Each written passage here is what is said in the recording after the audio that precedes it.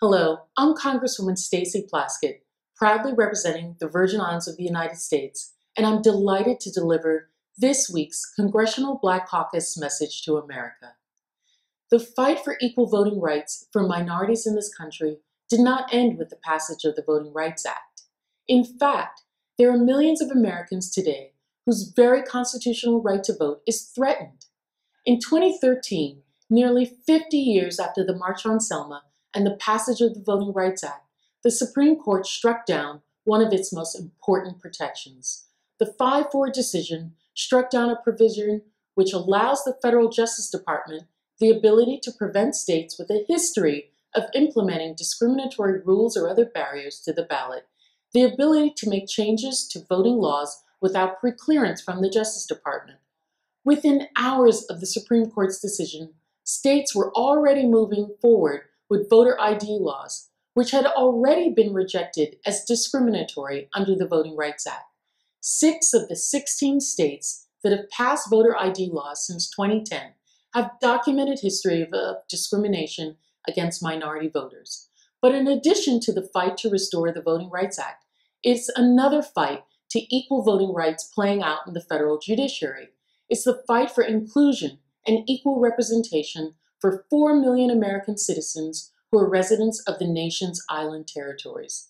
The right to vote for these citizens today is marred by a century-old opinion of the Supreme Court, which ruled that full constitutional rights do not automatically extend to all places under America's jurisdiction. It's called the Insular Cases. It's an opinion written by the same justice who wrote the separate but equal decision in Dred Scott case. A recent challenge to this antiquated opinion of the court was struck down by the District of Columbia Circuit Court of Appeals and is currently being refiled with the U.S. Supreme Court.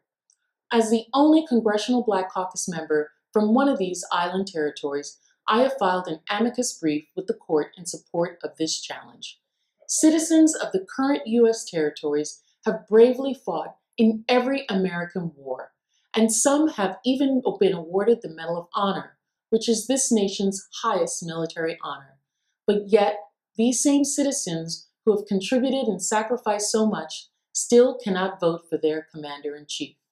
Aside from the fact that it is a constitutional right afforded to every American, the right to vote is important because its implications on the progression of our communities. The inability to vote has a direct correlation to the poverty in many minority communities across this country, and also in the island territories and in my home district of the U.S. Virgin Islands. Poverty in the 21st century is a shameful reality in our great nation, and for decades it has been a serious and persistent problem in many minority communities. Child poverty for us is a heartbreaking reality. Every eligible voter must be allowed to cast his or her ballot unhindered by burdensome rules that seem designed to deter participation in our democracy. I will continue to work with my colleagues in the Congressional Black Caucus and others to push for legislation that restores the full power of the Voting Rights Act, and I will continue to fight for the inclusion and equal representation for American citizens living in the U.S. Virgin Islands, Puerto Rico, and the other insular territories.